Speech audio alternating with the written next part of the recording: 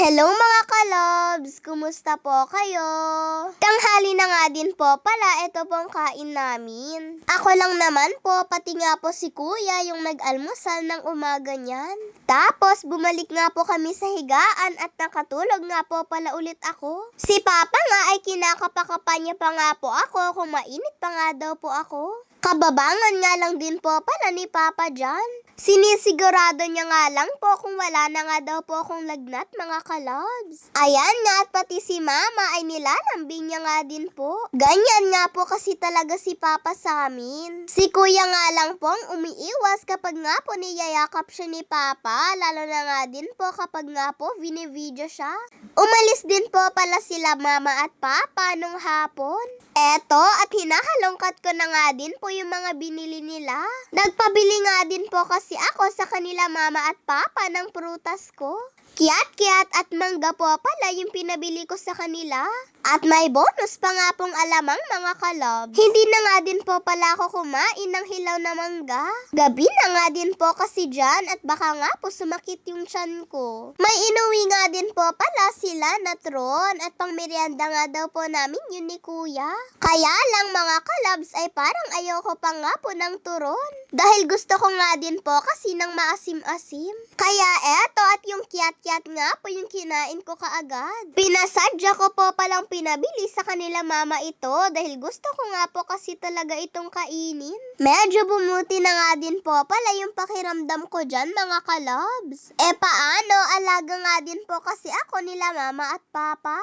At talagang pinapainom nga din po nila ako ng gamot sa tamang oras. At eto na nga lang din pong sipon ko yung hindi matanggal-tanggal. Halata naman po sa boses ko mga kalobs. Kapag nga po may lagnat ako ay eto nga pong kiat-kiat yung madalas ko nga pong pinabibili sa kanila Mama at Papa. Tapos pakiramdam ko nga po ay gumagaling na nga po ako. Si Kuya nga ay eto naman nga pong turon yung minimerienda niya na po. Paborito nga din po kasi ito ni Kuya. Habang nagmimerienda nga po kami ay nagluluto na rin po pala si Mama ng masarap na pinakbet. Sobrang tagal na nga din po naming hindi nag-uulam ng ganito. Sobrang nagmahal nga din daw po kasi yung mga gulay. Kaya ngayong medyo bumaba na nga po yung presyo ay nakabili na nga din po sila Mama at Papa. Kung mapapansin nyo nga po yung ampalaya ay hindi na nga din po hiniwa ni Mama. Yan po kasi ang sabi ni Papa kay Mama kahit hindi na nga daw po hiwain dahil maliliit naman daw po. Sa kanilang mga Ilocano po kasi ay ganyan nga po nila niluluto yung ampalaya nila. Habang niluluto nga po ito ni Mama ay sobrang bango nga po nito. Hinihintay na nga lang din po namin si Mama na makatapos sa pagluluto. Hinafcook nga lang din po pala ni Mama yung pagkaluto dito. At hindi na nga din po nakapaghintay si Papa na tumikim. Sa tagal ba naman po namin hindi nag-ulam ng pinakbet Ayan nga at napatikim pa nga po si Papa ng buong ampalaya. Kaya pagkatapos nga po itong tinikman ni Papa ay naghanda na nga din po kaagad sila Mama at Kuya. Para makakain na nga din daw po kami. Ayan nga at naglalagay na nga din po si Mama sa bowl.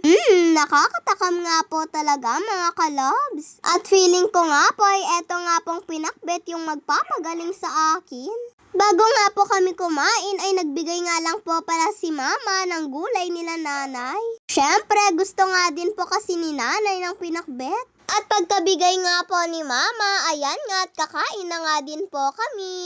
Kinuha na nga din po pala ni Mama si Yumi para dito na nga din daw po siya kumain sa bahay. Tignan niyo naman at nagpapakit pa nga po.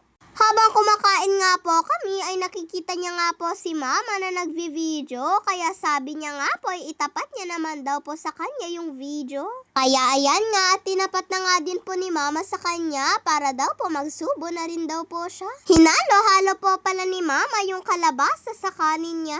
At tignan niyo naman at maganang-magana nga po siya sa pagkain At naubos niya pa nga po yung sinandok sa kanya ni Mama. Ako naman ay ganun nga din po yung ginawa ko. Hinalo ko nga din po yung kalabasa sa may kanin. Masarap nga din po kasi kapag po ganun mga kalabs. Nako nga at panay pa nga po yung dagdag ni Papa ng gulay sa plato ko.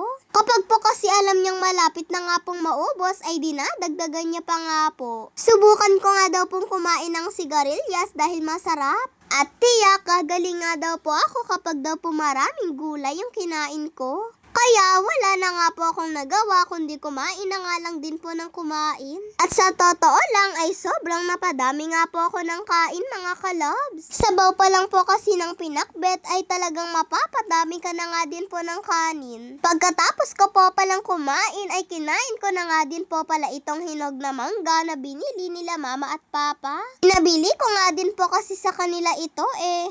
Eto nga at sinubuan ko pa nga po sila Papa at Mama. Sabi pa nga po ni Mama ay ayaw niya nga daw po, pero sabi ko nga po mga kalabs ay tikman niya lang dahil matamis naman po. Pero pinilit ko nga po si Mama dyan, kaya napatikim nga din po siya. Thank you po sa inyo Mama at Papa sa pagbili ng mga gusto ko.